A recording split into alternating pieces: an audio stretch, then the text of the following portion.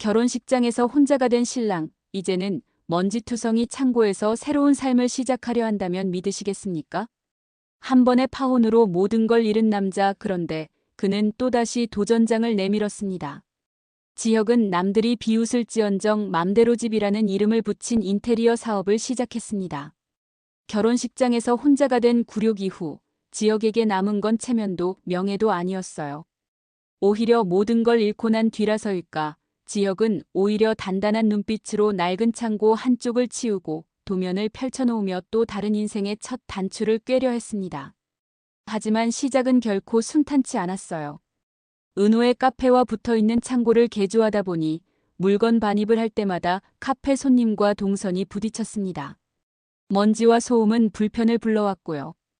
은호는 카페의 매니저로서 책임감을 느꼈고, 그런 이유로 지역의 사업 준비를 못마땅하게 여겼습니다.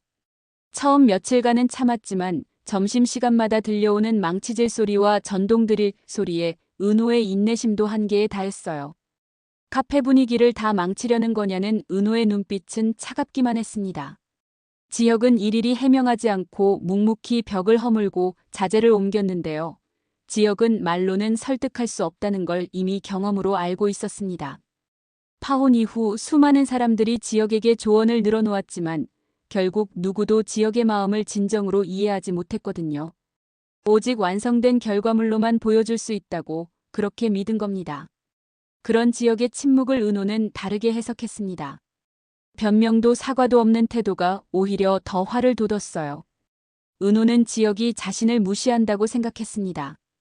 카페 손님들이 소음 때문에 불만을 토로할 때마다 은호는 지혁을 향한 원망이 쌓여갔어요. 가족조차도 지혁이 창고에 틀어박혀 뭔가를 한다는 사실을 못마땅하게 여겼습니다. 어머니 김다정은 내가 그렇게까지 해야 하느냐며 여전히 이해하지 못했고, 아버지 이상철은 차라리 안정된 직장을 다시 알아보라는 식으로 말을 흘렸어요. 파혼과 잠적 막노동까지 전전하다가 갑자기 사업을 한다니 누구도 진심을 곧이곧대로 받아들이지 않았던 겁니다. 김다정은 지혁이 창고에서 돌아올 때마다 한숨을 쉬었습니다. 이상철은 더 직설적이었어요. 저녁 식사 시간마다 남들은 다 안정적으로 사는데 왜 너만 유독 그런 모험을 하려 하느냐고 말했습니다. 심지어 학교 선후배들마저도 또 뭔가 꾸미다가 망할 거다라는 소문을 퍼뜨렸어요. 결혼도 망쳐놓고 이번엔 사업일에 얼마나 갈지 보자 같은 말들이 지혁의 귀에 스며들었습니다. 그럼에도 불구하고 지혁은 아침 일찍부터 창고 불을 켜고 자재업체와 통화하며 발품을 팔았습니다. 땀이 흐르고 손이 거칠어졌지만 지혁은 오히려 마음속에서 묘한 생기를 느꼈어요. 아무도 믿어주지 않는 상황이 오히려 지혁을 더 자극했기 때문입니다. 회사에 다닐 때는 느껴본 적 없는 성취감이었습니다. 벽돌 하나, 나무 판자 하나가 제자리를 찾아갈 때마다 지혁은 뭔가 새로운 것을 창조하고 있다는 기분이 들었어요. 내가 할 수 있다는 걸 보여주겠다는 의지가 지혁의 발걸음을 멈추지 않게 했습니다. 하지만 은호와의 불편한 관계는 사업 초반의 가장 큰 장애물이었습니다. 손님이 많은 주말이면 자재 반입 때문에 카페 앞이 북적였고, 은호는 얼굴을 붉히며 불만을 터뜨리곤 했어요. 특히 토요일 오전에 목재를 실어 나르는 날이면 카페 입구가 완전히 막혀서 손님들이 돌아가는 일이 빈번했습니다. 은호는 그럴 때마다 창고 쪽을 노려보며 이를 악물었어요. 시간이 흐를수록 불편한 마찰은 점점 커졌습니다. 카페 단골들은 소음 때문에 발길을 줄였고, 은호는 매출 하락을 체감하며 속이 탔어요. 평소 하루에 30잔 정도 나가던 커피가 20잔도 채 안 나가는 날이 늘어났습니다. 은호는 그런 현실을 받아들이기 힘들었어요. 왜 하필 우리 카페 옆에서 이런 걸 시작했을까라는 원망이 쌓였습니다. 은호 입장에서는 대답 없는 지역의 태도가 더 큰 오해를 불러왔습니다. 역시 자기 멋대로 하는 사람이야라는 생각이 은호의 마음을 더 단단히 닫아버렸어요. 은호는 지역이 자신의 사정은 전혀 고려하지 않는다고 여겼습니다. 카페 매출이 줄어드는 것도 손님들의 불만도 모두 지역 때문이라고 생각했어요. 그래서 은호는 지역과 마주칠 때마다 일부러 시선을 피했습니다. 어느 날 오후, 은호는 지역이 혼자서 무거운 합판을 나르는 모습을 창문 너머로 봤습니다. 지혁은 땀을 뻘뻘 흘리며 합판을 세워서 옮기고 있었어요. 한순간 은호의 마음에 연민이 스쳤지만 이내 고개를 돌렸습니다. 동정은 금물이라고 스스로에게 다짐했거든요. 밤늦게 창고에서 혼자 작업하다 보면 지혁은 문득 무서움을 느꼈어요. 과연 이 선택이 맞는 걸까? 다시 실패하면 그때는 정말 끝이 아닐까? 그런 생각들이 머릿속을 맴돌면 지혁은 손에 쥔 연필을 놓고 깊은 한숨을 쉬었습니다. 하지만 이내 다시 연필을 들었어요. 포기할 수는 없었거든요.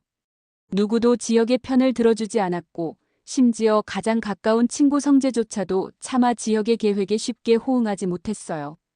성재는 지혁을 만날 때마다 걱정스러운 표정을 지었습니다. 정말 괜찮은 거야? 라고 묻곤 했지만 지혁은 괜찮다고 대답할 수밖에 없었어요. 성재에게까지 걱정을 끼치고 싶지 않았거든요. 그러나 지혁은 자신을 믿기로 했습니다. 아무도 믿어주지 않는 상황에서 오직 자신만이 자신을 믿어줄 수 있었기 때문이에요. 어느 날 저녁 지혁은 창고에서 작업하다가 잠깐 밖으로 나왔습니다. 카페에서 흘러나오는 따뜻한 불빛과 은은한 재즈 음악이 지혁의 마음을 스쳤어요. 문득 은호의 모습이 보였습니다. 은호는 혼자서 테이블을 닦고 있었어요. 지혁은 한참 동안 그 모습을 바라봤습니다. 미안한 마음이 올라왔지만 지혁은 고개를 돌리고 다시 창고로 돌아갔어요. 지혁의 새 출발은 이렇게 불안한 시선 속에서 시작되었습니다. 누구도 믿지 않았고 모두가 비웃었지만 지혁은 그 불안한 시선들을 등에 지고라도 앞으로 나아가려 했어요. 실패의 그림자를 짊어지고서도 다시는 무너지지 않겠다는 결심 하나로 지혁은 오늘도 창고 문을 열었습니다. 사람 마음이란 참 모순적인 게 멀리하려 애쓸수록 더 가까이 다가오는 장면이 있습니다. 은호에게 지혁은 딱 그랬어요. 지혁은 분명 예전 고백을 차갑게 뿌리친 사람이었고 그 상처는 아직도 마음속에 생생히 남아 있었는데요. 그런데 아이러니하게도 지혁이 카페 옆 창고에서 다시 뭔가를 시작한다는 사실이 은호의 하루 곳곳에 자꾸만 그림자를 드리웠습니다. 처음엔 무시하려 했어요. 그저 또 허세 부리다 말겠지라며 애써 시선을 거두었는데 시간이 흐를수록 지혁의 행동이 단순한 허풍이 아니라는 게 느껴졌습니다. 새벽같이 들려오는 잦의 반입소리, 창고에서 들려오는 땀냄새 섞인 망치질 소리, 그리고 하루 종일 먼지와 씨름하는 지혁의 뒷모습. 은호는 카페에서 일하면서도 자꾸만 창문 너머 지혁의 모습을 훔쳐봤어요. 모두가 지혁을 비웃을 때에도 지혁은 고개를 숙이고 일에만 몰두했습니다. 손님들이 수군거리는 소리가 카페까지 들릴 때면 은호는 괜히 마음이 불편했어요. 지혁을 미워해야 하는데 오히려 그를 옹호하고 싶은 마음이 들었습니다.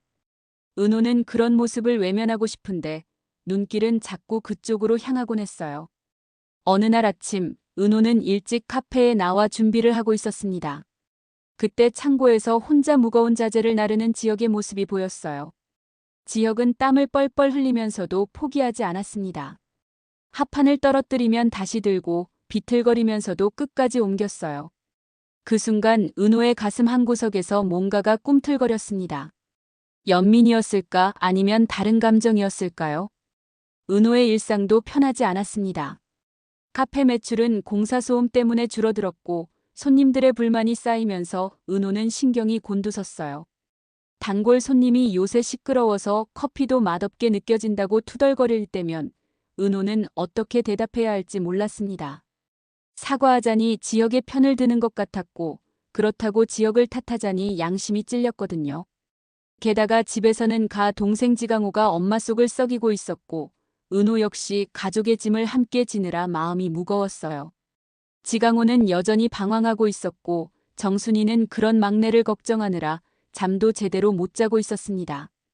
은호는 카페 일로 바쁜 와중에도 집안일까지 신경 써야 했어요.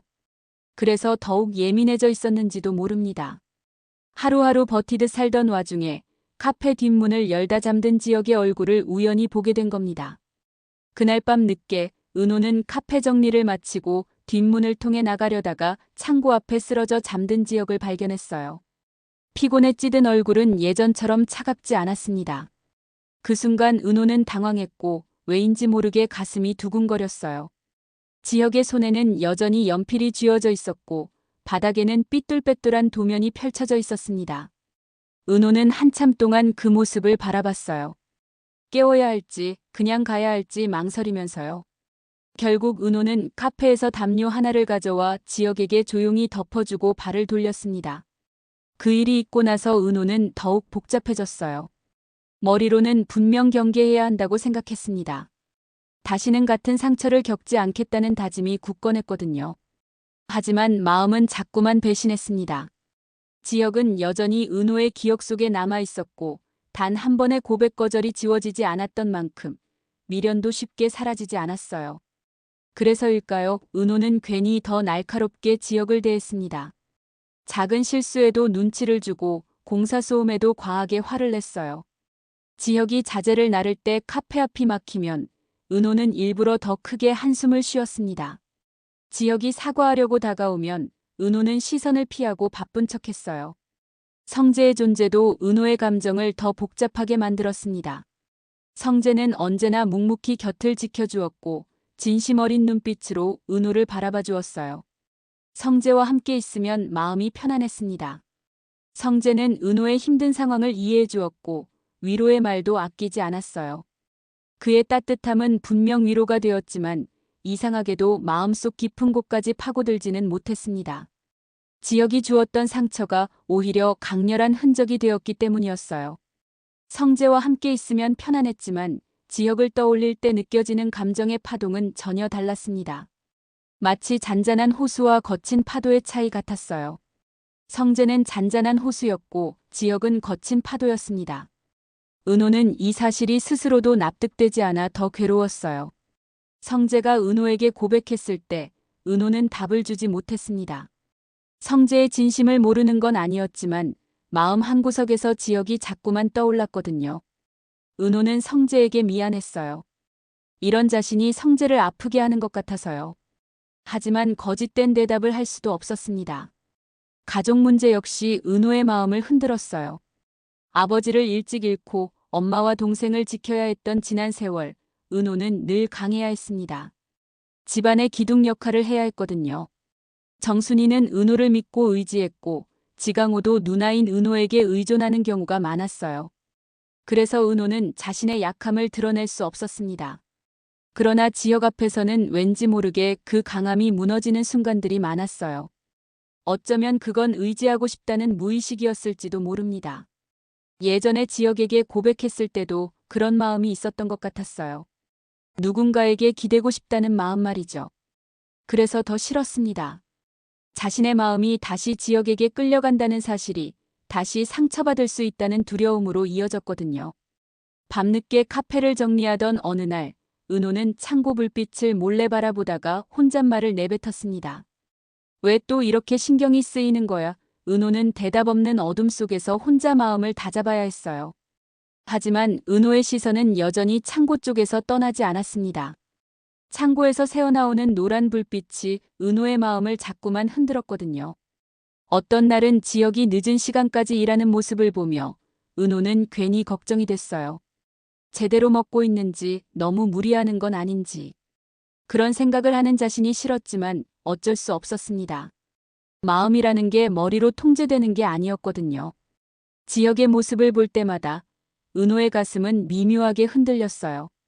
그 흔들림을 억누르려 할수록 오히려 더 크게 다가왔습니다. 은호는 이런 자신이 답답했지만 어쩔 수 없었어요. 결국 은호의 감정선은 부정하면서도 끌려가는 모순 위에 서 있었습니다. 한때는 선을 긋고 싶었지만 지금은 그 선마저 희미해져 가고 있었어요. 은호의 눈빛은 지혁을 향해 자꾸 흔들렸고 그 흔들림이야말로 앞으로 더 큰 갈등의 씨앗이 될 게 분명했습니다. 은호는 그걸 알면서도 그 감정을 완전히 지울 수는 없었어요. 사람 마음이란 게 그렇게 복잡한 거였으니까요. 사람 마음의 불안은 겉으로 드러나지 않아도 어느새 행동과 표정에 묻어납니다. 성재 역시 그랬습니다. 그는 늘 자신감 넘치고 여유 있는 태도로 은호 앞에 섰지만 지혁이 다시 돌아온 순간부터 어딘가 흔들리고 있었습니다. 친구이자 절친한 형제 같은 지혁의 존재가 이제는 가장 견디기 힘든 경쟁자로 다가왔던 겁니다. 파혼 이후 잠적했다가 다시 나타난 지혁이 은호 근처에서 지내며 사업까지 시작하자 성재의 가슴 한구석에서는 알 수 없는 위기감이 피어올랐습니다. 은호가 여전히 지혁을 신경 쓰고 있다는 걸 그는 누구보다 먼저 감지했습니다. 카페에서 은호가 창고 쪽을 힐끗 바라보는 눈길, 의도치 않게 지혁의 얘기를 꺼낼 때의 표정. 작은 것 하나하나가 성재의 신경을 곤두세우기에 충분했습니다. 그는 애써 태연한 척했지만 속으로는 묘한 불안이 쌓여갔습니다. 그뿐만 아니라 사업적으로도 지역과 마주치는 상황이 늘어났습니다. 하늘건설과 얽힌 일들, 그리고 지역의 맘대로집 프로젝트가 업계에 조금씩 입소문을 타기 시작하면서 성재 역시 무관심할 수 없었습니다. 아버지 박진석의 회사에서 본부장으로 있는 성재에게는 단순히 은호와의 관계를 지키는 문제뿐 아니라 비즈니스적인 이해관계에서도 지역이 낯선 변수가 되어버린 겁니다. 성재는 처음엔 친구의 도전을 응원했습니다. 하지만 속내는 달랐습니다. 은호의 마음을 붙잡기 위해서라도 지역이 성공하는 모습을 지켜볼 수는 없었습니다. 그렇다고 노골적으로 방해할 수도 없었습니다. 그는 스스로의 자존심 때문에라도 지역과 정면으로 부딪히는 건 피하고 싶었습니다. 그래서 더 답답했습니다. 이중의 압박은 성재를 점점 지치게 만들었습니다. 낮에는 회사에서 아버지의 기대를 충족시켜야 했고, 밤에는 은호 곁에서 지역의 그림자를 지워야 했습니다. 하지만 어느 쪽에서도 완벽히 자신을 증명하지 못한다는 불안이 그를 괴롭혔습니다. 은호는 여전히 거리를 두려워하고 회사에서는 보이지 않는 경쟁이 계속되었습니다. 어느 날 성재는 술자리에서 무심코 내뱉은 말 때문에 스스로 놀랐습니다. 은호야, 너 정말 지혁이랑 아무 사이도 아닌 거 맞지? 그 말이 입 밖으로 나온 순간 자신이 얼마나 초조한 상태인지 절감했습니다. 평소라면 결코 꺼내지 않았을 의심의 기색이었으니까요. 은호는 애써 웃어넘겼지만 성재의 불안은 더 깊어졌습니다. 이 불안은 앞으로 성재의 행동을 더 극단적으로 몰아갈 조짐이었습니다.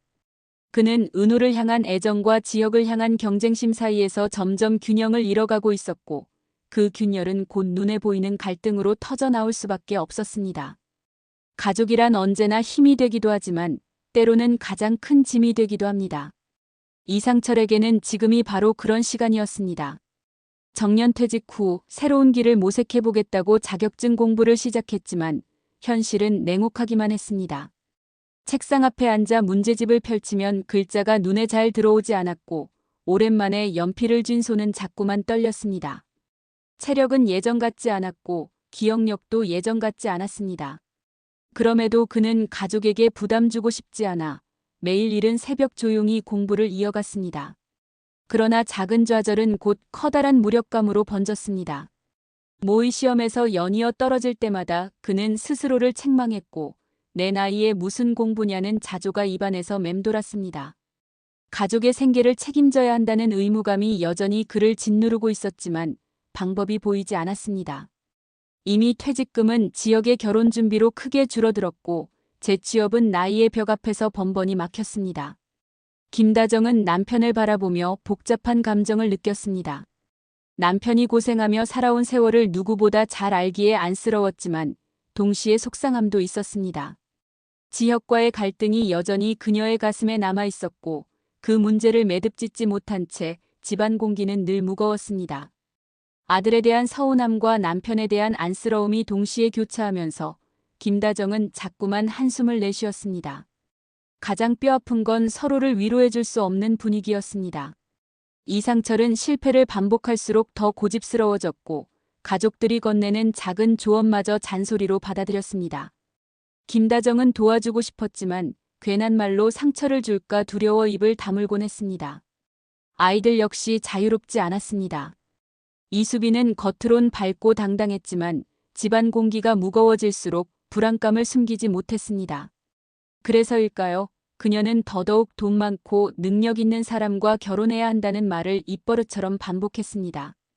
현실적인 계산이 아니라 불안한 가정에서 벗어나고 싶은 본능적인 바람이었습니다. 이지화는 또 다른 방식으로 이 균열을 느꼈습니다. 그는 이미 삶의 의욕을 잃고 무기력에 빠져 있었는데 가족의 분위기가 점점 무거워질수록 스스로 더 쓸모없는 사람이라는 자책에 휩싸였습니다. 박영나 곁에 있으면서도 그녀가 가진 안정된 배경과 대비되는 자신의 초라함 때문에 마음이 위축되곤 했습니다. 결국 가족은 서로를 사랑하면서도 동시에 서로에게 짐이 되고 있었습니다. 이상철은 책임을 다하지 못한다는 죄책감에 고통받았고, 김다정은 아들을 이해하지 못한다는 갈등 속에 서 있었습니다. 자식들은 부모의 무거운 시선에 눌려 숨이 막혔고, 어른들은 자식들의 불안을 보며 또다시 미안해했습니다. 그 누구도 잘못이 없는데도 모두가 서로에게 상처가 되어버린 상황이었습니다. 이 균열과 고통은 단순한 가정사의 문제가 아니었습니다.